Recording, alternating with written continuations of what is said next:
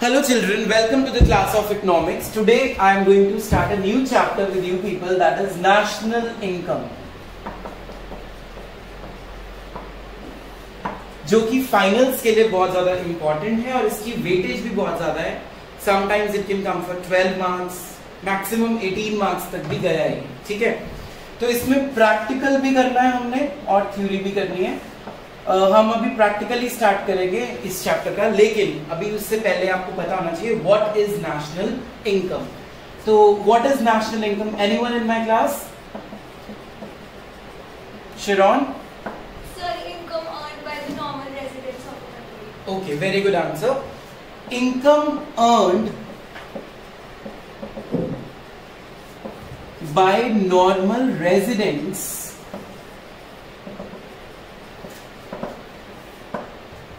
through economic activities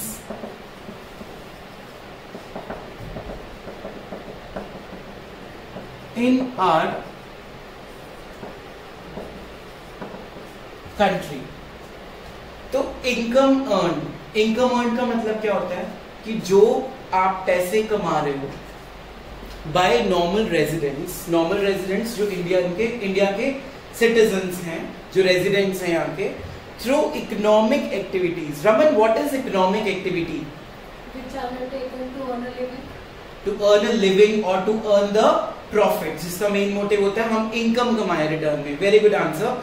तो economic activities basically means those activities which gives us income in return. जैसे मैंने +1 में आपको पढ़ाया था कि अगर एक मम्मा खाना बना रहे हैं हमारे लिए तो वो एक नॉन इकोनॉमिक एक्टिविटी है, लेकिन अगर वही खाना मम्मा पीजीज में सप्लाई करने लग जाए तो वो कौन सी एक्टिविटी बन जाएगी? Economic activity. तो जो भी नॉर्मल रेजिडेंट्स हमारी इकोनॉमिक एक्टिविटीज के थ्रू हमारी कंट्री में अर्न करते हैं उसको हम बोलते हैं नेशनल इनकम. बहुत बच्चे कंफ्यूज होते हैं पर कैपिटा इनकम में और नेशनल इनकम में. इस कंसेप्ट पे हम बाद में आएंगे, इसी चैप्टर का पार्ट है वो भी, लेकिन अभी हमने सिर्फ मीनिंग पता करना था that what is national income.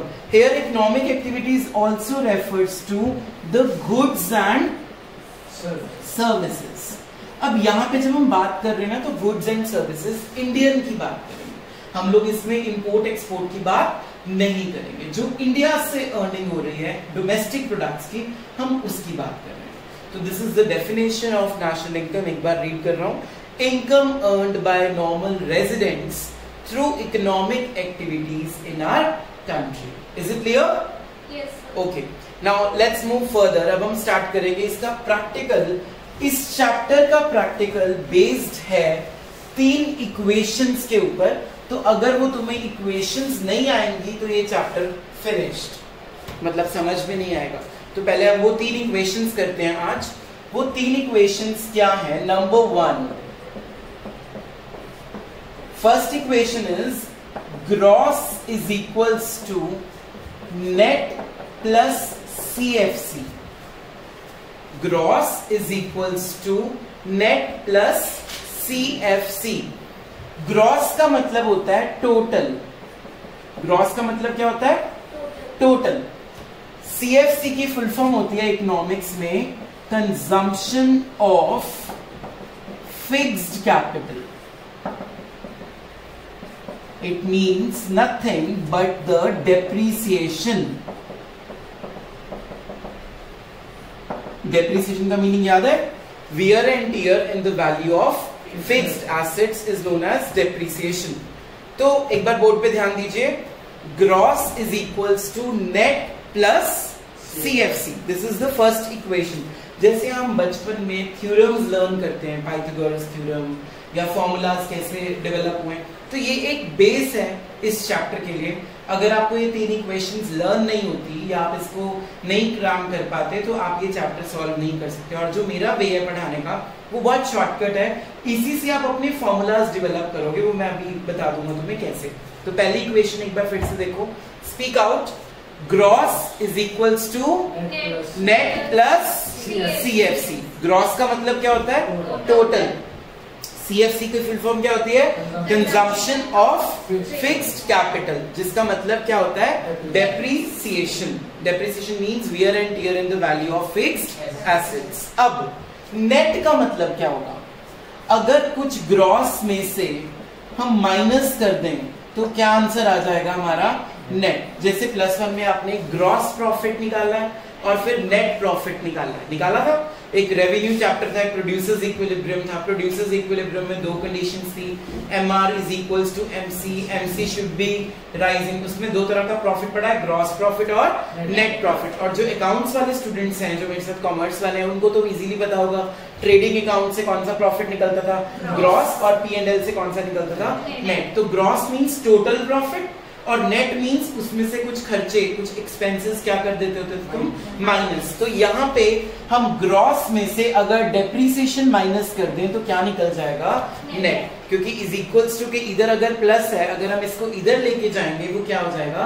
Minus. तो पहली इक्वेशन लर्न हो गई, gross is equals to net plus CFC। Speak it out. Gross is equal to net plus CFC. Okay, let's move further to the second equation. Equation number 2 is national is equals to domestic plus NFIA. National is equals to domestic plus NFIA. National means within the boundaries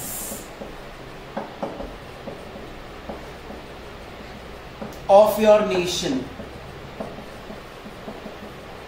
है ना? National तो अपनी boundaries, अपनी nation की boundaries, अपनी country की boundaries. Domestic basically means with in the states और intra and interstate both.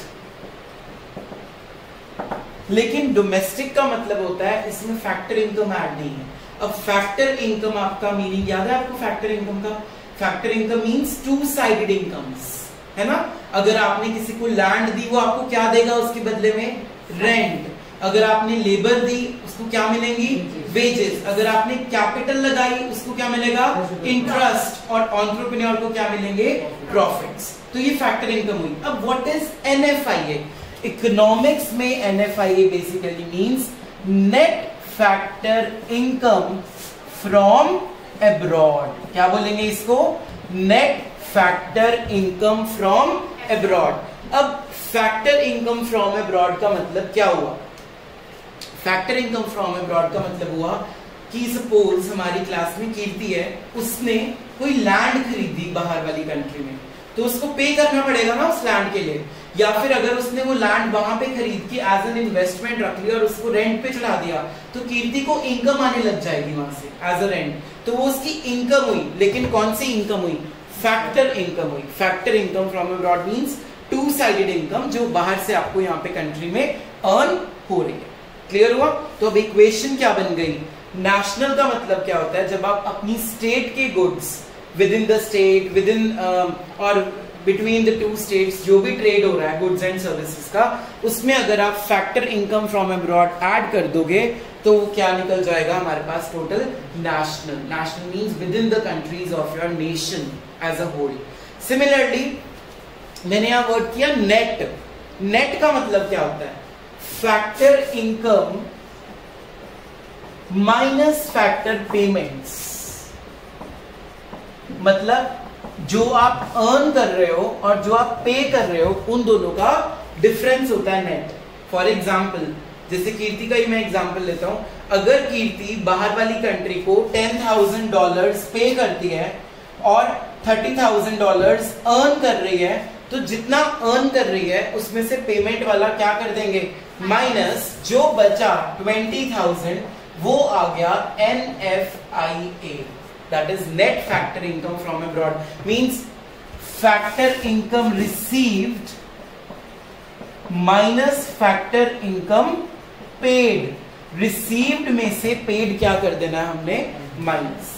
एक बार दोबारा से करते हैं, थोड़ा सा टेक्निकल टॉपिक है। पहली इक्वेशन क्या थी?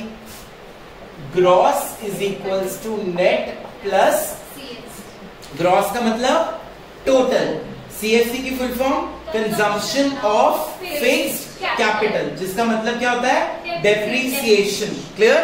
सेकेंड इक्वेशन हमने क्या की, national is equals to domestic plus NFIA। National का मतलब तुम लोगों को पता है विद इन योर कंट्री, है ना।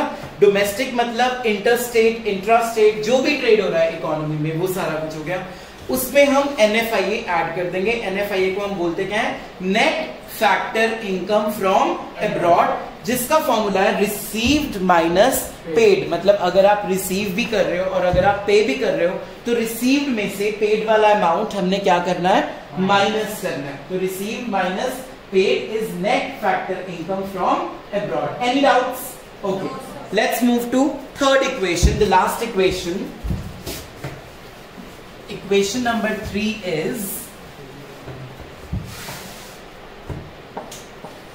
MP is equals to FC plus NIT। तीनों ही शॉर्ट फॉर्म्स हैं। पहला क्या है, MP। MP stands for market price of goods and services। Speak out। MP is market price of goods and services। FC means factor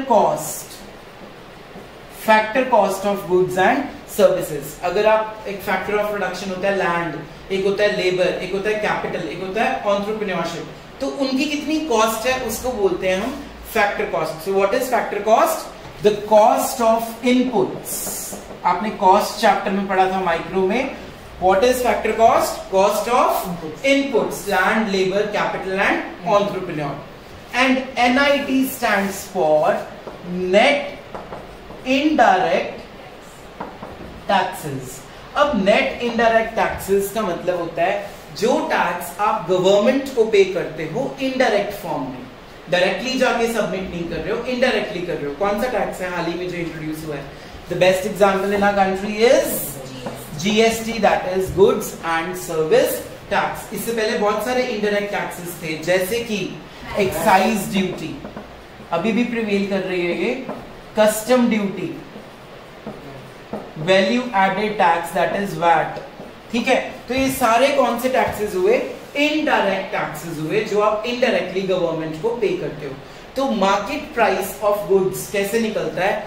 जितना आपका factor cost है और जितना आपने इनडायरेक्ट टैक्स गवर्नमेंट को पे करा होगा। गवर्नमेंट को पे करा होगा in the form of GST, in the form of value added tax, in the form of custom duty, excise duty, etc., etc., etc. Multiple taxation system को खत्म करके हमारी कंट्री में क्या एप्लीकेबल हो गया है? GST, जो अभी बहुत टाइम लेगा अच्छे से सेटल डाउन होने में। ये पूरा चैप्टर है इंडियन इकोनॉमी में, हम तब इसके ऊपर फोकस करेंगे। तो what is the third equation? That MP, market price, is equals two factor cost plus NIT। मैंने फिर से वर्ड यूज किया नेट, तो यहां पे फिर से एक फॉर्मूला बनेगा। NIT होता क्या है, कैसे कैलकुलेट होगा? NIT means indirect taxes minus subsidies. Subsidies क्या होता है? रिलैक्सेशन। वेरी गुड आंसर सेठ। सब्सिडीज बेसिकली मींस रिलैक्सेशन भी आप बोल सकते हो, एक हेल्प बोल सकते हो।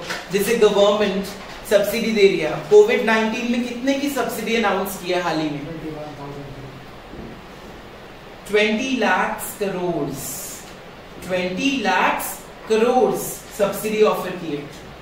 जो पाकिस्तान काउंट कर रहा है कितनी जीरोस हैं, तो इट इज ऑल्सो सब्सिडी, जो हम कभी भी हेल्प करते हैं किसी की, like scholarships given in the institute, scholarships given by the government teachers to the students, या गवर्नमेंट टू द हॉस्पिटल। जैसे PGI, वहां पे इतने मेडिकल टेस्ट ज्यादा कॉस्टली नहीं होते हैं क्योंकि वो गवर्नमेंट है, सब्सिडी मिली हुई है उसको, तो वो डोनेशंस पे चलता है। तो ये जो सब्सिडीज हैं ये हेल्प हो गई है एक तरह से तुम्हारी।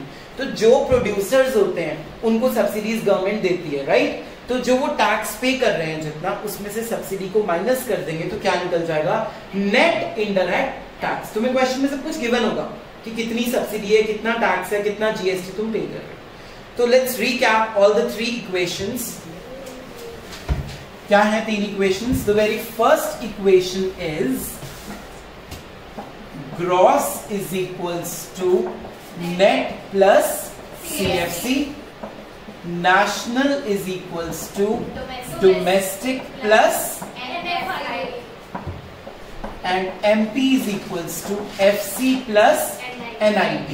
हम इनकम को इकोनॉमिक्स में Y से प्रेफर करते हैं ना, Y से डिनोट करते हैं, तो हम NFIA की जगह क्या लिख सकते हैं साथ में, NFYA. It means one and the same thing, whatever you want to use it you can. ठीक है, ओके. तो अब ये जो तीन इक्वेशंस हमने पढ़ी हैं, अब हम इनको समझते हैं in the form of formulas. For example pronunciations. जो मैंने वर्ड लिखा अभी उसको हम नॉर्मल वे से पढ़ते हैं पहले, GDP बट इसकी करेक्ट प्रोनाउंसिएशन ऐसे होती है GDP at MP. बीच में वर्ड क्या लगा दिया मैंने, at. दोबारा बोलो, GDP at MP. अब यहां पे G का मतलब क्या है, ग्रॉस. D का मतलब क्या है, domestic. P for product, MP for market price. कैसे बनी प्रोनाउंसिएशन, हर एक अल्फाबेट इक्वेशन को बिलोंग करता है. हर एक अल्फाबेट एक एक इक्वेशन को बिलोंग करेगा. जैसे पहला वर्ड है G, तो पहली इक्वेशन में G देखो क्या बना उसमें से, ग्रॉस. सेकेंड वर्ड क्या है, D, तो यहां पे D क्या है, डोमेस्टिक. P कॉमन है सब में, इसका मतलब होता है प्रोडक्ट. क्या होता है इसका मतलब, product. MP for market price. ठीक है, एक और करवाता हूं, NNP at FC. इसको नेशनल इनकम भी बोलते हैं. NNP at FC को क्या बोलते हैं, नेशनल इनकम. अब ये क्या बना, N for again, N for मतलब पहला N फर्स्ट इक्वेशन, दूसरा N सेकंड इक्वेशन, तो क्या बन गया, net national product at FC. FC means factor cost. ठीक है, अब मैं तुम सबसे पूछूंगा एक एक, तुम बताओ कि क्या उसकी प्रोनाउंसिएशन बनेगी. Let's start with Prince. NDP at MP. Speak out, Prince. Net domestic product at market price. ठीक है, इसने बिल्कुल ठीक बोला है. मे बी वीडियो में इतना ना सुने तुम लोगों को, तो दोबारा से चेक करते हैं. N stands for net, D stands for domestic, P is common, that is product, and MP stands for market price. Clear? Number 4. Okay, Raman, आप ट्राई करना. GNP at FC. Speak out. Gross, N से national, P से product, FC से factor cost. तो इकट्ठे बोलो इसको एक बारी. GNP at FC. Gross national product at factor cost. Hopefully it's clear. Yes. अब हम स्टार्ट करेंगे प्रैक्टिकल नेक्स्ट क्लास में. Thank you for listening.